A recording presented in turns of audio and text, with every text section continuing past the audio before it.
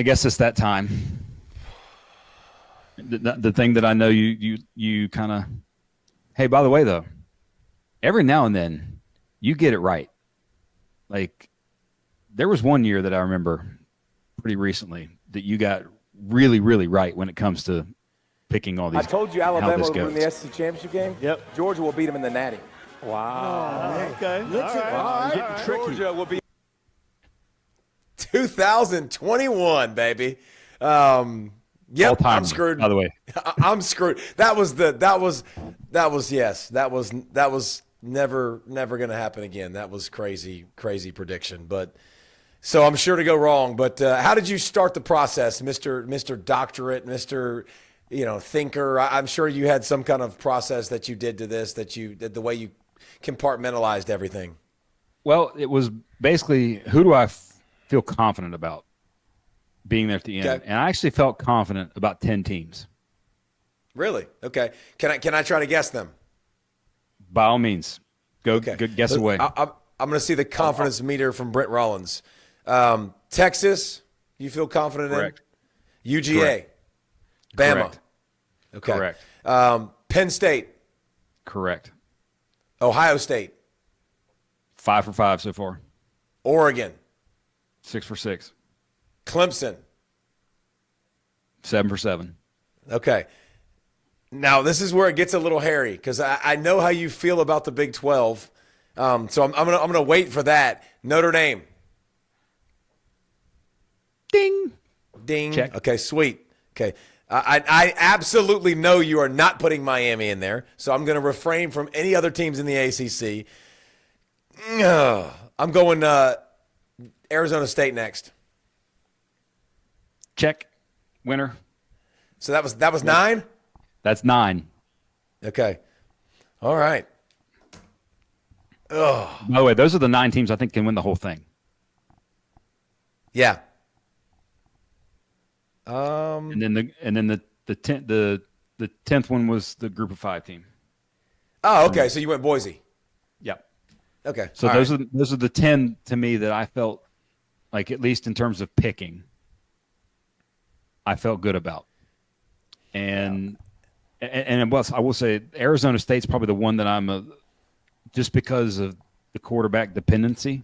But I think all those teams in that conference are, but I think they're going to be there in the end. And I believe in Dillingham, and I think he's really, really good. Like Levitt is as good as it gets. It was. After that, then I looked at a bunch of different places. So, by the way, are you different from me in those 10? Texas, UGA, Bama. I guess I need to count Penn State. Yeah, that's 6. So I had 3 from the SEC, 3 from the Big 10, 1 from the ACC, 7, 1 from the Big 12, Arizona State, Notre Dame. So that was 8, correct? Yep. Yeah. So I had 8 that I felt good about. I did not. That's 9 actually. If you put was that Arizona 9? State, Okay. 9. I had 9 that I felt good about. The other ones, I don't know about Boise as much as I'm not ready to crown them by any stretch. But I'm going to put them as the next one in, so I'm good with that for you. Like I'm good with predicting that and staying on that path. But now it just gets, to me, it gets messy. Like now it gets. There's so many ways you could go. Like there's so many ways you can go now, and there's so many teams that now to me it starts to get into schedule. Now to me, I think there's several worlds too where there's some schedules that are front loaded that people can get hot to on the back end. And if you get hot on the back end, are you that team that's trending in the right direction? The head-to-heads. Like I think Michigan and Oklahoma head-to-head is going to be fantastic. Like I think that game is going to freaking matter a lot. Like a lot.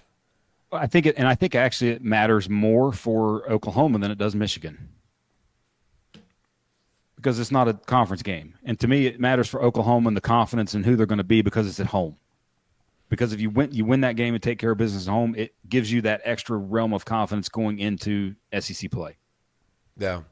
And they just need a little of that juice early. And, yep.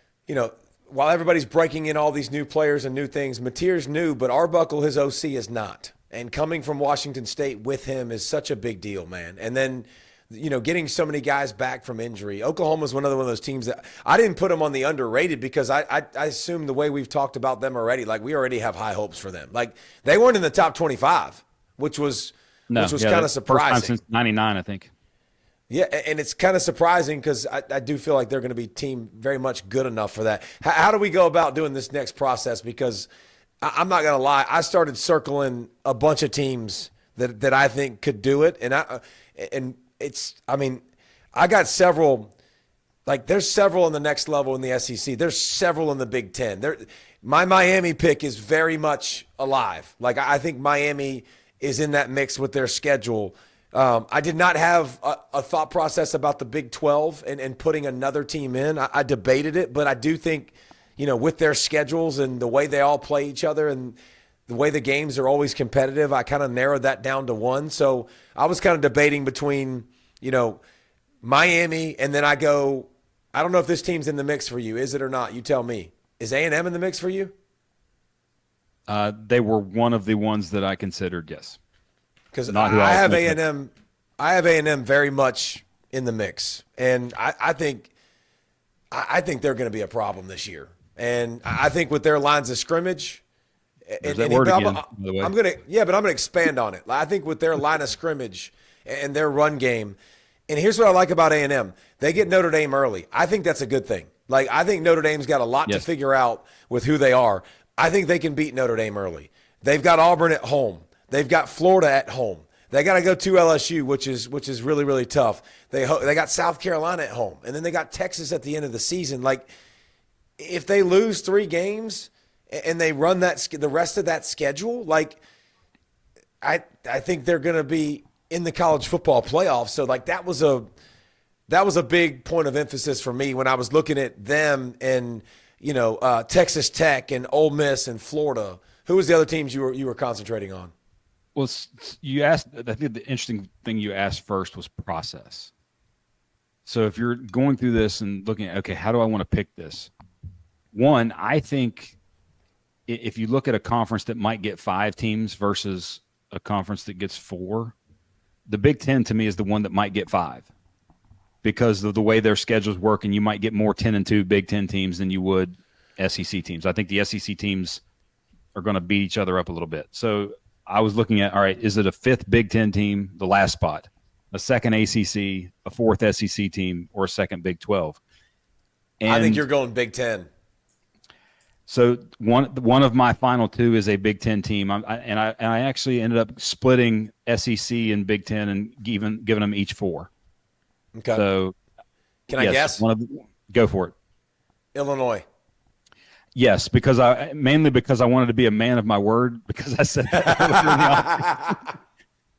offseason. We had Coach Bielema on, and we were talking about it, and I just kind of went with it. But I actually thought more about this and looked at their schedule and really sort of think, and because one of the things with their schedule, it's front loaded in terms of the harder games on their schedule. Very much so. At Duke, at Indiana, USC at home in 3 of the first 5 games. Yep. And well, what do you want if you have harder games in the beginning? You want a veteran team, and that's what they are. They're a veteran team, and the ability to handle those things early, like going to Duke in early season, still breaking Mensa in, that kind of stuff. So I'd said it earlier, so I'm going to stick with Illinois, because after that, by the way, after USC, yes, they have Ohio State and at Washington, but at Purdue, Rutgers, Maryland, Wisconsin, Northwestern, all should be dubs. I feel kind of confident about their last 4-game stretch, and that's where I was alluding to earlier when I was talking about, like, they got an opportunity to finish strong. But here's the thing: I think it's between them and Indiana. Like, obviously, not both are getting in, and you didn't agree. You shook your head a little bit, because I think Indiana is going to be in this mix. I really do. I think Indiana. When you look at their schedule and you look at their team, Indiana's got a ton of experience back. Like, they're not replacing their whole team this year. And I know Rourke was really, really good. I think they're going to upgrade at QB for Indiana. I really do. Yeah. I think Mendoza's better. I think he's a bigger version a little bit more athletic ability. I think more durable. Had probably a little bit more. I just think he's gonna be. I think he's gonna be better in that system. So, Old Dominion, Kennesaw, whatever this other one is, and then Illinois at home. They got him at home Right. early in the season. They don't leave home for the first 4 weeks, and then at Iowa, at Oregon, and that's where Indiana. The big thing for Indiana is you've got 3 in a row that are tough games, and can you come out of that and beat 2 of the 3, and then you can still lose to Penn State because you got Michigan State, UCLA, Maryland, Wisconsin, and Purdue down the stretch like that. Golly, man.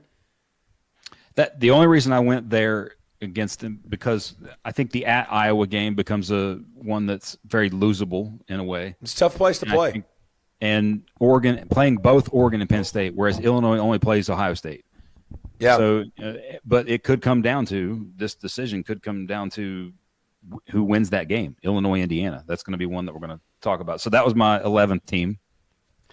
And then I had one last team. And I think this is the one that I told you that might shock you a little bit. The dramatic pause was fantastic there. I like that. You need to do that more often. I'm going to go Lane Train. I think he gets it right this year. It. And the thing that I think about more than anything with this team is I think Austin Simmons is going to be a baller. Like first round pick type guy that everybody wants. That the NFL is just sort of drooling over at the end of the year. And when you look at the little bit of data that you've seen, I think he's going to help them in the drop back game. And that's to me where Lane oftentimes struggles as a play caller and some of those things. And if he helps that, I think the other things are going to get around. Now, the defensive part, I that's still a question mark. It's got to come together. But the way their schedule sets up, I think they're going to be just at least able to get into that and just take care of business in the games they should win. I think they put so much emphasis on that Georgia game last year that they kind of it became a tunnel vision with that game. Oh, yeah, but it was something that he had talked about. Hey, off season, we talked about beating Georgia, line of scrimmage, all that stuff. And I think he's finally going to get it right and get them into the playoffs. And they take in their schedule. I think that's the other part with it is I like their schedule and the home games that they have.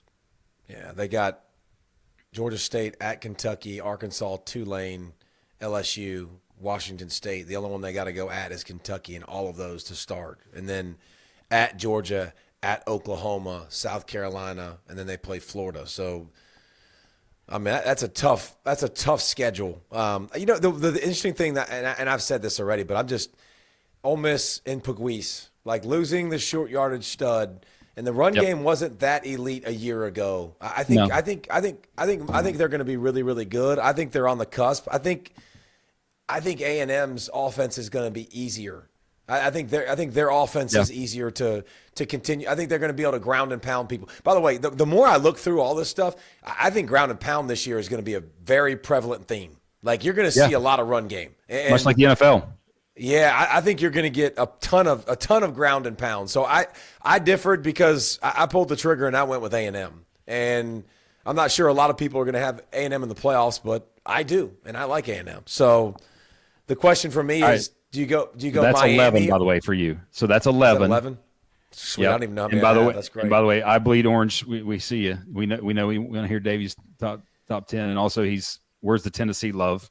I wrote Tennessee down on this list, and I'll tell you why. Am I nervous about Tennessee's offense a little bit? Yes, 100%. But I tell you what I do like. I like their defense, and I love their schedule. I love their schedule. I mean, if you look at Tennessee, to me, here's what Tennessee has to do to get in the playoffs. Obviously, they got to win the games they're supposed to win, which they didn't do a year ago, like Arkansas, and they still got in. But they have UGA at home, they have at Bama, they have OU, and they have at Florida. Like they're not like I got so many teams like Bama's at FSU, at UGA, at Missouri, Tennessee, at South Carolina, LSU, Oklahoma, at Auburn. Like. There's a lot more landmines, in the other schedules. Now, Ole Miss was comparable too in that, like Ole Miss, LSU, Georgia, OU, USC, and Florida. So all this stuff, man, like you've got to take into account the schedule. But I just think the biggest thing for Tennessee is losing Sampson, losing their center, losing their quarterback. Like, I don't know how much their offense is going to carry the day. And I think their defense takes a little bit of a step back. So I'm with you that I think they're going to be right there and close, but I'm not ready to pull the trigger and put them in there. Bring back the fullback, Sean Walker. I love you. I love that. Absolutely, bring back the fullback. That is fantastic. Yeah. I mean, that's you, by the way. That's where you started. So as to recap, we've got the same 10.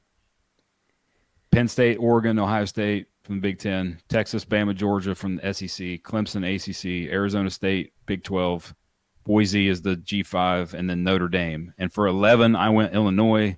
You went A&M. 12, I went Ole Miss. And now who is your final playoff team? Oh, God. Is it going to be the Hurricanes?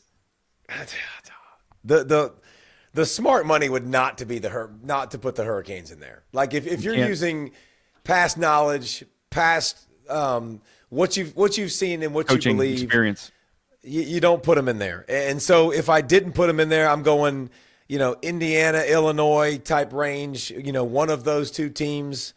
Golly, Indiana, man, with their schedule, like it's a safer play to say Indiana with those 4 straight home games. I think Indiana's going to lose at least 3, so that's why I stayed away from them. I'm going Miami. I'm going Canes. I'm going the U. I'm throwing it up right now on camera. I don't know. It's probably not the smartest move, but I think Miami and A&M to me are both like line of scrimmage teams that you're going to believe in. And that's the point to talk about. Yeah, that's to me why I'm pulling the trigger, and I'll go with them and take my chances.